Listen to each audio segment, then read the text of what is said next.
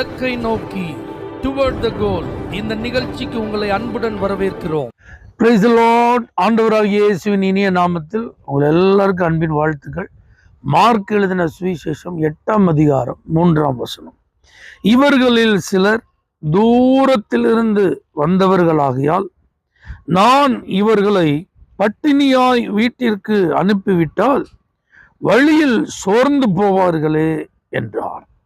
திரளான ஜனங்கள் கூடி வந்திருக்கிறாங்க. ஆனால் அந்த கூட்டத்தில் சிலரை ஆண்டவர் பாருங்க தூரத்திலேருந்து வந்திருக்கிறாங்க.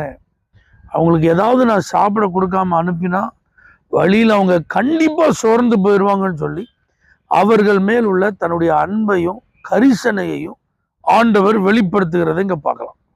இன்றைக்கும் இந்த வார்த்தைகளை கேட்கிற உங்களை பார்த்து ஆண்டவர் சொல்ல விரும்புகிறது என்ன அப்படின்னா, நீங்கள் யாரு, நீங்கள் இப்போ எந்த இடத்துல இருக்கீங்க, உங்கள் காரியங்கள் என்ன, உங்கள் தேவைகள் என்ன, உங்கள் வாழ்க்கையில் இப்போ நடந்து கொண்டிருப்பது என்ன, இனி நடக்க போகிறது என்ன, இது எல்லாத்தையும் அறிந்த ஒரு கர்த்தர் அவர் என்பதை வெளிப்படுத்த விரும்புகிறார். எந்த காரியம் நடக்கலைன்னா நீங்கள் சோர்ந்து போவீங்க. எதை ஆண்டவர் செய்யலை அப்படின்னா உங்கள் மனதில் ஒரு தொய்வு உண்டாகும். இதை அறிந்து அதை நிறைவேற்ற ஆண்டவர் இந்த நல்ல நாளில் உங்களை சந்திக்கிறார். அன்னைக்கு வழியில் அவங்க சோர்ந்து போவாங்க அப்படின்னா காரணம் ஆகாரங்கள் ஆயத்தம் பண்ணப்படவில்லை. ஆகாரங்கள் வாங்குவதற்கான இடங்களும் அங்கே இல்லை. அதே நேரத்தில் இவர்கள் போகிற வழியில் ஆகாரத்தை அவர்கள் பெற்றுக்கொண்டு திருப்தியாக போகிறதற்கான வாய்ப்புகளும் அன்னைக்கு இல்லை. அப்போ அங்கே கண்டிப்பாக ஒரு அற்புதம் நடந்தால் மட்டும்தான் அவங்க வழியில் சோர்ந்து போக மாட்டாங்க. அப்போ தேவன் இன்றைக்கும் உங்கள் நிலைமையை அறிஞ்சிருக்கிறார். எந்த வாய்ப்பும் இல்லை, அதற்கான அறிகுறிகள் அடையாளங்கள் எதுவுமே இல்லை.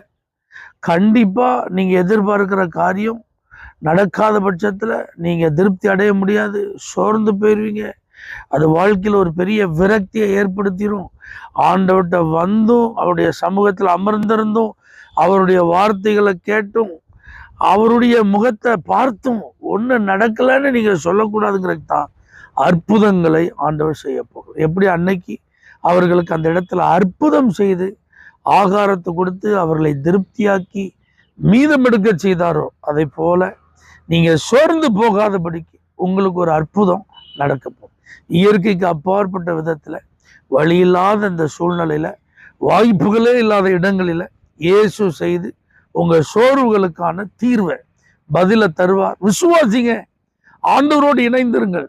ஆண்டவர் ஒன்றும் செய்யலையேன்னு சொல்லி நீங்கள் பாதியில போயிடாதீங்க. ஆண்டவர்கிட்ட நான் எதிர்பார்த்தேன், அவர் ஒன்றும் தரலையேன்னு சொல்லி முறுமுறுத்துறாதீங்க. நம்பிக்கையோடு அவரோடு இணைந்திருங்கள். அவருடைய வார்த்தையை கேட்டுகிட்டே இருங்க. ஆண்டவர் நிச்சயம் உங்கள் வாழ்க்கையில் ஒரு அற்புதம் செய்து சோர்வுகளுக்கு விலக்கி உங்களை காத்துக்கொள்வார். தகப்பனே, எந்த காரியம் சோர்வுக்குள்ளாக்கு என்பதை அறிந்து அதிலெல்லாம் நீங்கள் செய்ய போகிற அற்புதங்களை நினைச்சு நன்றி செலுத்துகிறோம். இயேசுவின் நாமத்தில் பிதாவே, ஆமென்.